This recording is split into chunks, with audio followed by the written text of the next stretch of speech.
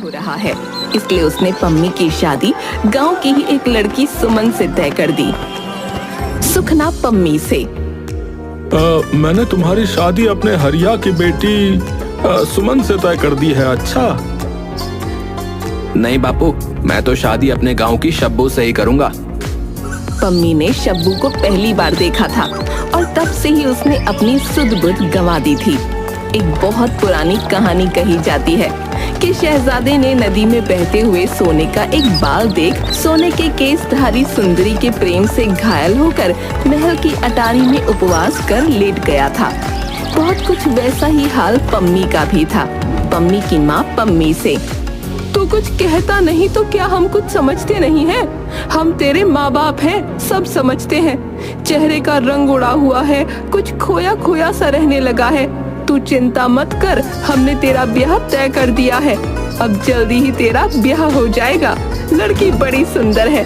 आसपास के 4 गांव में एक ही लड़की है जो पानी के भरे हुए 3 मटके एक साथ सर पर उठाकर 2 मील चली जाती है। घर का सारा काम संभालती है। यहाँ आ जाएगी तो मुझे भी थोड़ा चैन मिलेगा। आखिर मैं भी तो बूढ़ी हो चली हूँ। पम्मी ने कोई जवाब नहीं दिया और चुपचाप पड़ा रहा। तेरी ये हालत अब मुझे और न देखी जा रही। तुझे क्या पता, रात दिन तेरी ही चिंता खाई जाती है मुझे।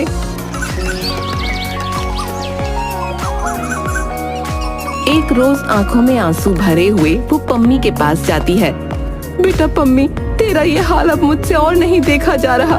तुझे मेरी कसम है, सच सच बता क्या बात है? तू हर समय ऐसा खोया खोया क्यों रहता है? तेरी माँ हूँ मैं, मुझे तो तू बता सकता है ना अपने दिल की बात। माँ को रोता देख पम्मी पिघल गया।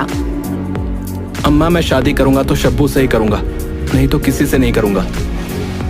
दैया रे दैया, हाय मोरी मैया। बेटा तू जानता है तू क्या कह रहा है? हाँ अम्मा, मुझे पता है कि मैं क्या कह रहा हूँ। अम्मा, मैं शादी करूंगा तो शब्बू से ही करूंगा, नहीं तो किसी से नहीं करूंगा। अपनी पसंद से शादी करना कितनी बेशर्मी की बात है। कितनी बेइज्जती होगी समाज में हमारी, तू जानता है? माँ ने पम्मी को बहुत समझाया, लेकिन उसने फिर वही चुप्पी साध ली। पम्मी के माँ बाप जब पम्मी को आसपास देखते तो शब्बू की बुराई और सुमन की तारीफ करने लगते और आपस में बातें करते। क्या हो गया शोभा चाची को? पिछले महीने तो मुझे मिली थी बाजार में, बिल्कुल हट्टी कट्टी थी। हाँ हाँ मिली होगी, मैंने कब कहा कि नहीं मिली? भला बीमारी होते भी समय लगता है क्या? क्या हो गया था शोभा चाची को? कह रही थी कि पैरों में बड़ा दर्द था, चलना फिरना भी मुश्किल था। अब कैसी है वो? अरे तुम उसको छोड़ो, सबसे बड़ी बात वो ये बता रही थी कि पूरी बीमारी के समय सुमन ने उनका घर संभाला। पानी भर कर लाना, घर की सफाई करना, खाना पकाना, सारा काम उसने किया। अच्छा, वैसे है तो बड़ी भली लड़की, लेकिन शोभा चाची के पड़ोस में तो उस शब्बू का घर है ना, वो नहीं आई उनकी सेवा करने? वो क्या आई सेवा करने? ऐसे तो रोज शोभा चाची के घर जाती थी, लेकिन चाची बता रही थी कि जब तबीयत खराब हुई तो उसने आना ही बंद कर दिया। अच्छा, ऐसी बात है? हाय मोरी मैया, क्या मैं झूठ बोल रही हूँ? मुझे तो चाची ने ही बताया। कुछ काम नहीं करती वो अपने घर में, न जाने कैसे बेड़ा पार होगा उसका। सही कह रही हो तुम। लेकिन पम्मी पर किसी भी बात का कोई असर नहीं हुआ और सुखना को उसकी बात माननी पड़ी। सुखना शब्बू के घर रिश्ते की बात करने चला गया।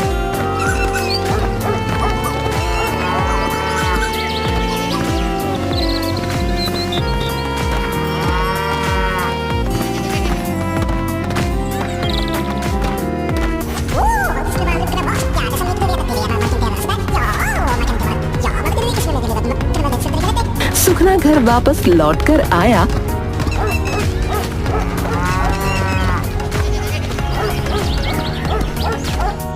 गुस्से से उसकी आंखें लाल थीं। पम्मी की माँ दौड़ी दौड़ी आई। पम्मी दूर खड़ा कान लगाए हुए था। पम्मी के पिता फट पड़े। ऐसे नालायक बेटे से तो बे औलाद होना भला था। पम्मी की माँ घबराकर बेटे की बलाई लेते हुए बोली, हाय हाय, क्या हुआ? ऐसी बातें क्यों कर रहे हो? होगा क्या, ऐसे बेशरम लड़के से और क्या उम्मीद की जा सकती है। सारी इज्जत खाक में मिल गई और घर मिट्टी में मिल जाएगा। हाय हाय, क्या हुआ ये तो बताओ, ऐसा क्यों कहते जा रहे हो? अगर ऐसे ही इसके मिजाज थे तो ये किसी और के घर में पैदा हो जाता तो ज्यादा अच्छा था। तुम्हें पता है उस सब्बू के बाप ने क्या कहा?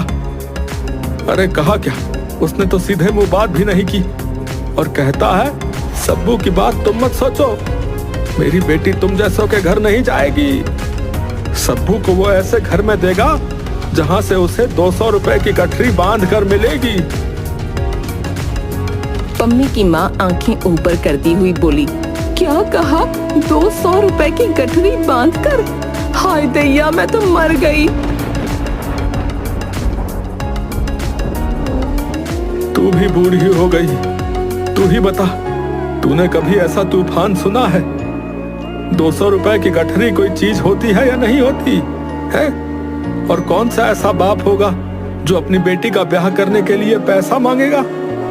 अच्छा खासा सुमन से इसके रिश्ते की बात की थी, लेकिन तेरे इस नवाब को तो उस सब्बू से विवाह करना है। क्या कमी है उस लड़की में है? रंग जरा मैला हुआ तो क्या हुआ, औरत तो औरत ही होती है। तुझे उसके रंग का क्या करना है? लेकिन नहीं, इसे तो कुछ समझ में नहीं आता। अभी 6 महीने भी नहीं हुए मैंने इसके लिए अपनी गाय बेचकर फटफटिया खरीदी थी। सारी उम्र मेहनत करके भी नहीं कमा पाएगा 200 रुपए, लेकिन शान देखो इसकी है। और तू बता, तू इतनी बुढ़ी हो चुकी है? कभी एक औरत की कीमत 200 रुपए सुनी है तूने? 200 रुपए में तो फिरंगी खरीदी जाती है। पम्मी ने ये सब सुना और अपनी आंखें सीने में दबाकर करवट बदल ली, लेकिन उसकी हालत वैसी की वैसी ही रही। इकलौते बेटे का यूं दिन रात पड़े रहना माँ बाप से देखा ना गया।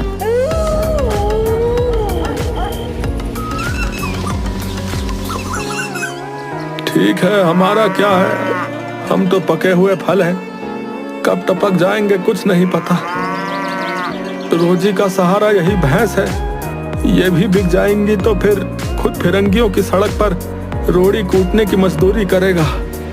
हम उसका भाग्य नहीं बदल सकते। लोग यही कहेंगे कि सुखना का बेटा मजदूरी करने लगा। अब उसकी किस्मत में यही है तो मैं क्या कर सकता हूँ। गाय भैंस बेचकर सुखना ने शब्बू के पिता को 200 रुपए देकर शब्बू और पम्मी की शादी करवा दी। शब्बू को इस बात का बड़ा घमंड था कि उसे 200 रुपए चुका कर लाया गया है। शब्बू के नखरे बहुत थे, सारा दिन सिर्फ बनने संवरने में ही निकाल देती। पानी भरने जाती तो आधा ही घड़ा लेकर लौटती, वो भी बल खाती कमर से। पड़ोस की निरा, ऐसा नखरा ठीक नहीं है, किसी रोज ऐसी मार पड़ेगी कि कमर सदा को लचक जाएगी। शब्बू बड़ी बड़ी आंखें मटकाकर और हाथ का अंगूठा दिखाकर बोलती, मेरे माँ बाप ने मुझे मार खाने को नहीं भेजा, कोई मुझे हाथ तो लगाए। तेरा क्या है, तेरे मर्द ने तुझे मुफ्त में लिया है, लंगड़ी लूली हो जाएगी तो एक और सही। दूसरी तरफ पम्मी की माँ को शब्बू के रंग ढंग बिल्कुल भी पसंद नहीं आ रहे थे। पम्मी की माँ पड़ोसन से कहती, देखो तो 200 रुपए देकर ब्याह किया है, पर मुझे क्या आराम मिला, इसे तो अपने नखरे से ही छुट्टी नहीं मिलती।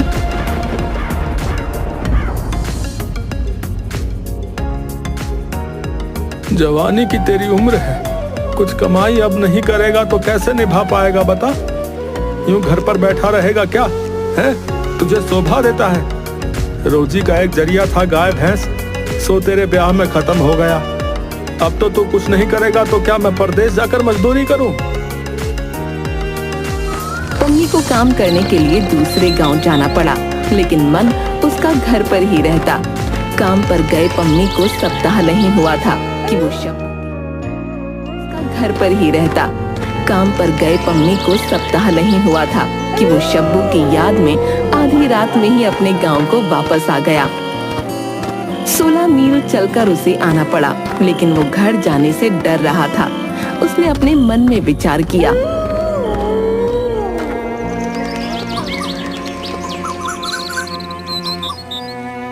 अगर घर पर गया तो बापू खातिरदारी अच्छे से करेंगे और पड़ोसियों की जबान ज्यादा कड़वी है। एक काम करता हूँ, इस चट्टान पर बैठ जाता हूँ और जब शब्बू पानी भरने के लिए जाएगी तब मैं बावड़ी पर चलकर बैठ जाऊंगा और उससे वहीं 2-4 बातें करके लौट जाऊंगा। शब्बू अपनी सहेलियों के साथ पानी भरने के लिए आई। पम्मी उसे दूर बैठकर निहारता रहा, लेकिन एक शब्द भी बात न कर पाया और काम पर वापस लौट गया।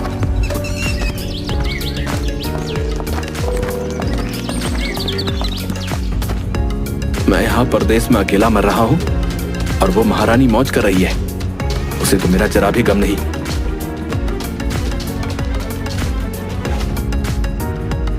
8-10 दिनों के बाद फिर से शब्बू से मिलने वो गांव वापस गया। शब्बू पड़ोस की 3-4 सहेलियों के साथ हंसी मजाक करती हुई आई। पम्मी उसकी बात को कान लगाकर सुन रहा था। एक पड़ोसन शब्बू के गाल छूकर बोली, हाय रे तेरा नखरा, गांव के लड़के तुझ पर जान दे रहे हैं, कसम तेरे सर की।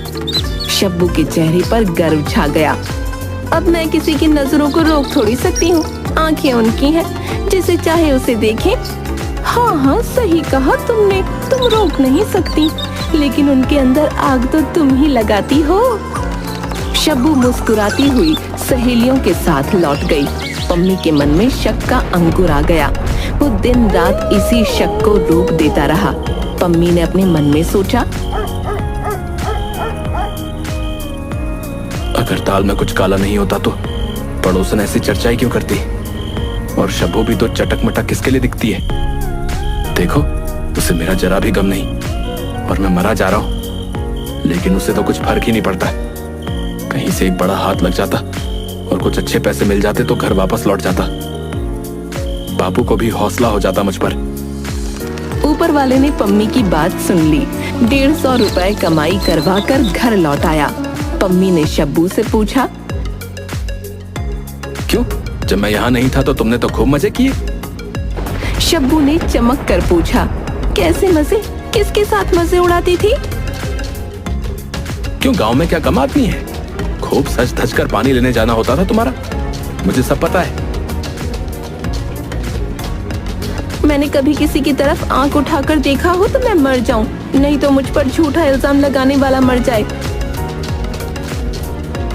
तो बन ठन कर अपना हुस्न दिखाने नहीं जाती थी क्या गांव के लोगों को?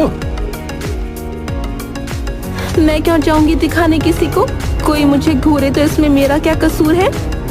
तो तू यूं बन ठन कर किसे दिखाने के लिए निकलती थी? मैं क्या करती? क्या मुंह काला कर लूं? मैं जैसी हूँ वैसी हूँ, और तुमने भी तो मेरे रूप रंग को देखकर ही शादी की थी। क्या मुझ में और गांव वालों में फर्क नहीं है क्या? है? मुझे नहीं पता, तुम जानो और तुम्हारा काम जाने। मेरे पास तुम्हारी फालतू बात के लिए समय नहीं है। किसी मुसाफिर को गांव से गुजरते देखकर भी उसे शक होता कि ये शब्बू के रूप की ख्याति सुनकर ही बहाने से इधर आया है। सारा गांव उसे शब्बू के पीछे पागल दिखाई देने लगा। एक रात पम्मी ने शब्बू से पूछा, आज तू बाहर से लौट रही थी, तब राह में मुस्कुरा क्यों रही थी? मैं कहाँ मुस्कुरा रही थी? और वो सब आदमी खड़े हुए क्यों देख रहे थे तुझे? मैं क्या जानूं, तुम उनसे ही जाकर पूछ लो। तुम बहुत घमंडी हो, हैं? तुम्हें हुस्न का बहुत घमंड है। एक दिन तुम्हारी नाक काट दूंगा, सारा रूप धरा का धरा रह जाएगा। 200 रुपए की नाक है, सोच समझ कर करना कुछ। इतना कहकर वो सो गई, लेकिन पम्मी की आंखों में नींद कहाँ। शब्बू तो गहरी नींद में मस्त थी। पम्मी ने सोचा, देखो तो, इसके घमंड में मैं बेचैन पड़ा हूँ और ये मजे से सो रही है। ये सब हुस्न का घमंड है। इसी हुस्न के पीछे गांव के बदमाश पागल हैं। मेरी क्या कोई इज्जत नहीं रह गई? इस घर में अगर ये हुस्न ना होता तो क्या मेरी इज्जत मिट्टी में मिल जाती? ऐसे हुस्न का क्या फायदा अगर इज्जत नहीं तो कुछ नहीं, और ये हुस्न तो सब लोग देखते हैं, मेरा इस पर क्या हक? जब तक ये हुस्न रहेगा तब तक मुझे इज्जत और चैन नहीं मिल सकता। रात के सन्नाटे में उठते बुरे विचार ने पम्मी को पागल कर दिया। आंखें खोलकर शब्बू के रूप के कारण होने वाले सब अनर्थ पर विचार कर लिया। पम्मी ने एक धार वाला चाकू उठाया और अंधेरे में ही टटोलकर शब्बू की नाक को एक झटके से काटकर फेंक दिया। मर गई, मर गई! चिल्लाने की आवाज सुनकर पम्मी के माँ बापू और पड़ोसी दौड़कर आए। कोई पानी लेकर देता, कोई कपड़ा लाकर देता, कोई इलाज बताने लगा। पड़ोस की काकी ने चिल्लाकर कहा, जल्दी से कोई बकरी का गरम गरम ताजा मांस इसकी नाक पर रखो, नहीं तो लड़की मर जाएगी। इस वक्त बकरी का मांस कहाँ से लाई? तुम जानो। मैंने तो इसकी नाक इसलिए काटी थी कि ये सिर्फ मेरी होकर रहेगी, दूसरों की आंख उस पर नहीं पड़े। लेकिन अगर शब्बू को कुछ हो गया तो मैं कैसे जीऊंगा? नहीं नहीं, मैं ऐसे मरने नहीं दे सकता। बकरी का मांस कहाँ से मिलेगा? उसने बिना कुछ सोचे वही चाकू उठाया और अपने पैर से मांस का टुकड़ा काटकर शब्बू की नाक पर रख दिया। पम्मी के माँ बाप बिल्कुल पागल हो गए। ये क्या किया तुमने? तुम पागल हो गए हो। बस किसी भी तरह मेरी शब्बू को बचा लो, मुझे और कुछ नहीं चाहिए, सिर्फ उसे बचा लो कोई। हालत देखकर पम्मी बोला, मुझसे शब्बू की यह हालत देखी नहीं जाती। मैं इसे इलाज के लिए फिरंगी डॉक्टर वाले अस्पताल में ले जाऊंगा। वो अस्पताल तो बहुत दूर है और इसकी हालत तो देखो। मैं इसे अपनी पीठ पर बांधकर फटफटिया से अस्पताल ले जाऊंगा। लेकिन तू फटफटिया चलाएगा कैसे? तेरे पैर की हालत क्या है? मेरे पैर की तकलीफ शब्बू की तकलीफ के आगे कुछ भी नहीं है। मैं किसी भी तरह से ले जाऊंगा। पम्मी ने किसी की बात ना सुनी और शब्बू को अपनी पीठ पर कपड़े से बांधकर अस्पताल पहुंच गया। 20 रोज शब्बू का इलाज चलता रहा और उसका जख्म धीरे धीरे भर गया और उसकी तबीयत थोड़ी ठीक हो गई। नाक ना रहने की वजह से शब्बू की आवाज बिल्कुल बदल गई थी और अजीब सी आवाज में शब्बू ने पम्मी से कहा, अस्पताल की मेम ने कहा है कि विलायत से रबड़ की नाक मंगवाई जा सकती है।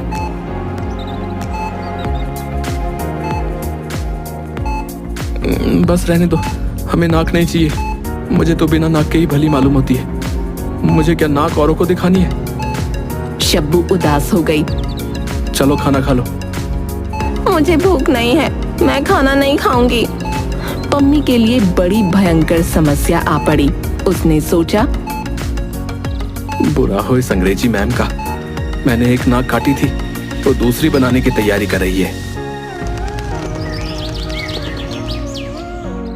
2 दिन शब्बू ने खाना नहीं खाया तो पम्मी परेशान होने लगा, लेकिन शब्बू तो टस से मस न हुई। ठीक है, अगर तुम्हारी यही जिद है तो मैं तुम्हारे लिए रबर की नाक मंगवा दूंगा, लेकिन मेरी एक शर्त है। कैसी शर्त? नाक इसी शर्त पर आएगी कि जब कोई गैर मर्द तुम्हें देखेगा तो तुम तुरंत रबर की नाक उतार कर अलग कर दोगी। मरता क्या न करता। शब्बू के पास पम्मी की शर्त मानने के सिवा दूसरा कोई उपाय नहीं था। उसने पम्मी की शर्त मान ली और पम्मी ने रबड़ की नाक के लिए डॉक्टर साहब के यहाँ 40 रुपए जमा कर दिए। जल्द ही शब्बू को दूसरी नाक उसके चेहरे पर मिल गई।